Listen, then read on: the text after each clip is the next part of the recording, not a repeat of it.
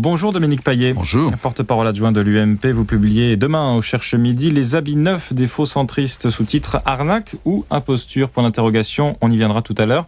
Avant cela, l'actualité du jour pour l'UMP, c'est ce soir le premier meeting de campagne pour les élections européennes du 7 juin prochain. Est-ce que c'est pas un peu tardif comme point de départ, 40 jours avant le scrutin ? Non, parce que je pense que les Français ne sont pas encore dans l'optique de participer à cette campagne électorale. Ils n'ont, c'est une évidence, pas fait leur choix. Ils ne sont pas encore imprégnés des élections européennes qui auront lieu le 7 juin. Je crois qu'il faut les y aider à rentrer progressivement dans ce qu'on appelle un peu trivialement ce trip. Et donc, nous commençons avec ce meeting. Il y en aura un autre au lendemain du discours du président de la République sur l'Europe qui aura lieu à Nîmes le 5 mai prochain.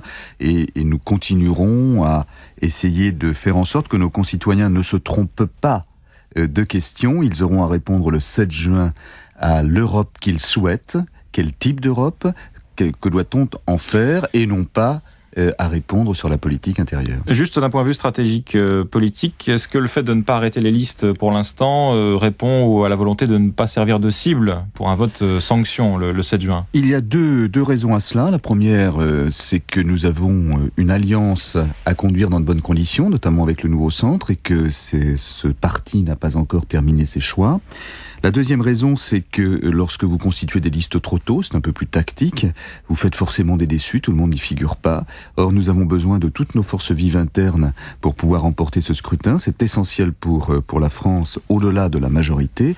Et pour ce faire, il ne faut pas créer un club de déçus avant ou trop tôt avant le scrutin. Vous voulez pas faire comme le PS, grosso modo ? Absolument. Vous avez vu quelle image déplorable tout cela a donné.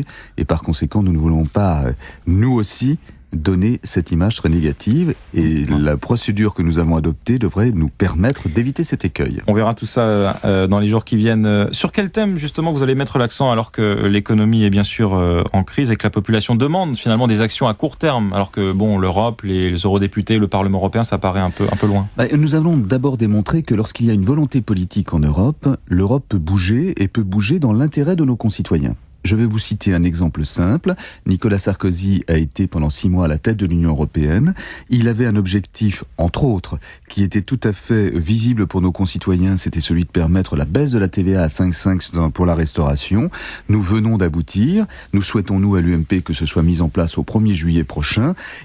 Nous avons, à travers cela, et à travers l'action du président Sarkozy, démontré que quand l'Europe voulait, il suffit d'avoir une volonté politique. Alors, ce qui vaut pour cet élément-là vaut bien sûr pour des mesures de relance, pour des mesures de refondation du capitalisme, pour des mesures d'harmonisation fiscale. Bref, tout cela est question de volonté politique. La TVA, ce sera peut-être en place dès le 1er juillet, c'est en discussion aujourd'hui.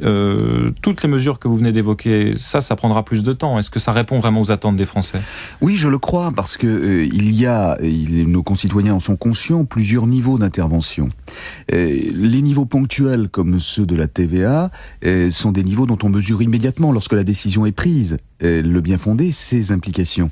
Mais l'harmonisation fiscale et sociale, par exemple, c'est véritablement ce qui peut permettre à l'Europe de vivre dans un espace complètement homogène et donc garantir qu'il n'y ait pas de concurrence interne qui soit préjudiciable à notre activité économique. Eh bien cela, les Français le savent. Lorsque ce sera mis en place, ce sera pour nous, pour notre savoir-faire, pour notre productivité qui est sans doute la meilleure parmi nos partenaires, un atout considérable. Et donc ça se mesurera en termes d'emploi et de pouvoir d'achat. Dominique Payet, est-ce que vous demandez, vous, en tant que mouvement et majorité, la mise en place d'un gouvernement économique européen ?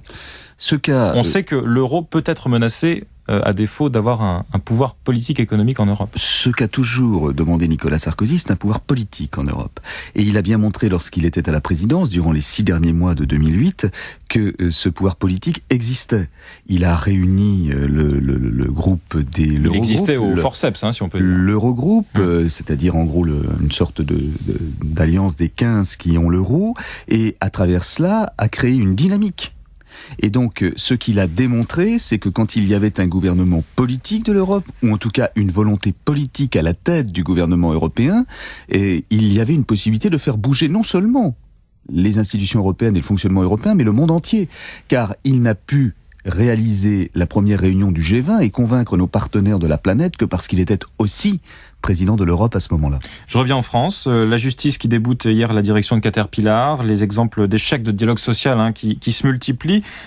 Pourquoi est-ce que ça cloche dans certaines entreprises et quelles leçons on peut en tirer pour l'avenir ? Je crois qu'il faut bien regarder où ça cloche.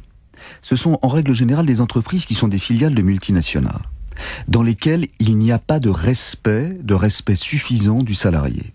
Et donc, c'est pas le cas par exemple chez Faurecia, l'équipementier automobile français, où il y a eu aussi une séquestration. C'est vrai, il y a des exceptions. Mais d'une manière assez globale, ce que je vous dis se révèle exact. Et donc, cela veut dire qu'il n'y a pas que les institutions créées de manière législative, c'est-à-dire comité d'entreprise, conseil d'administration, pour faire vivre le dialogue social. Il faut qu'il y ait d'autres structures de concertation, d'autres méthodes d'échange entre salariés et direction. Il faut que nous fassions de l'entreprise, non pas un lieu de souffrance, comme c'est souvent le cas, et tout particulièrement de souffrance exacerbée en période de crise, mais un lieu de lien social et d'intégration. Par conséquent, notamment dans les grandes structures, je m'interroge pour savoir s'il n'y aurait pas, en termes de gouvernance, à déconcentrer au sein des ateliers notamment, la gestion courante, les rapports humains, bref, la vie quotidienne pourrait être gérée à ce niveau-là. C'est une piste, il y en a d'autres. Je reçois l'ensemble des syndicats de salariés et de patrons au cours de ces prochaines semaines, et ce sera mis au menu de nos discussions. Et le fameux code de déontologie du MEDEF, où ça en est ? Ça devait être livré fin avril ? Je ne peux pas vous dire exactement où ça en est. Je dois rencontrer Madame Parisot demain. J'espère qu'elle m'annoncera de bonnes nouvelles et que ce code sera effectivement lisible par moi lors de notre rencontre. J'espère surtout qu'elle a retrouvé le désir de mettre un peu d'ordre dans la rémunération des patrons, en tout cas d'édicter un certain nombre de règles auxquelles ils se conformeraient. Je le disais tout à l'heure, Dominique Payet, vous publiez demain au Cherche Midi un livre intitulé « Les habits neufs des faux centristes, arnaque ou imposture ». Vous y racontez votre parcours politique, depuis vos débuts à gauche jusqu'à votre engagement à l'UMP et auprès de Nicolas Sarkozy.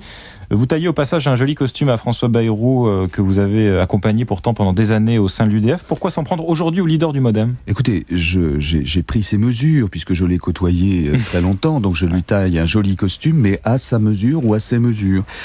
Non, il n'y a pas, si vous voulez, de hasard. Ce livre sort aujourd'hui parce que François Bayrou a franchi la ligne blanche. Le sous-titre de ce livre, c'est « Arnaque ou imposture ». François Bayrou est un homme de droite. C'est un conservateur. Il a essayé dans une première stratégie de se faire élire à droite. Il a voulu prendre l'UDF, en faire le premier parti de ce qui était à l'époque la majorité, supplanter le candidat RPR, être donc le candidat de cette grande famille politique, et ainsi l'emporter au présidentiel. Ça a échoué. Il a donc fait volte-face et il est en train d'essayer de plumer le Parti socialiste en se présentant comme un homme de gauche, alors qu'il est à droite. C'est une véritable imposture. Mais ça a sa logique. On voit aujourd'hui que le PS n'a plus de partenaire à gauche. Ce qui me gêne, c'est que ça n'a qu'une logique. Et c'est pas celle qui marque mon engagement politique, c'est celle de satisfaire une ambition présidentielle. Il est devenu, de ce côté-là, monomaniaque. Il n'a plus que cela en tête. Donc, je pense que ce qu'il fait est une véritable imposture, il faut le démasquer. Mais c'est aussi une arnaque, et quand je dis arnaque ou imposture, j'aurais dû dire arnaque et imposture.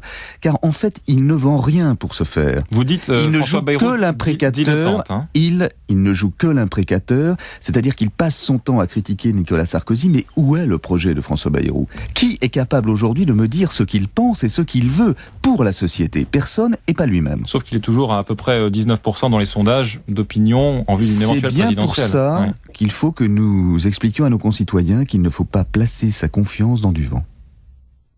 Merci pour François Bayrou. Il y a un autre opposant, Nicolas Sarkozy, que vous ne citez pas dans votre livre, c'est Dominique de Villepin. Est-ce qu'il a encore sa place à l'UMP ? Il est encore plus médiatisé dans ses critiques vis-à-vis de Nicolas Sarkozy que François Bayrou. Alors écoutez, moi je cite, je crois, Dominique de Villepin, puisque nous avons beaucoup, avec Nicolas Sarkozy, aidé à la résolution de la crise du CPE qui l'a visiblement traumatisé. Je pense que Dominique de Villepin est aujourd'hui dans une phase d'opposition forte à Nicolas Sarkozy parce qu'il traverse une épreuve judiciaire difficile et que c'est pour lui un dérivatif. Dominique Payet, merci, porte-parole adjoint de l'UMP, et vous publiez donc demain au Cherche Midi les habits neufs des faux centristes, arnaque ou imposture, point d'interrogation.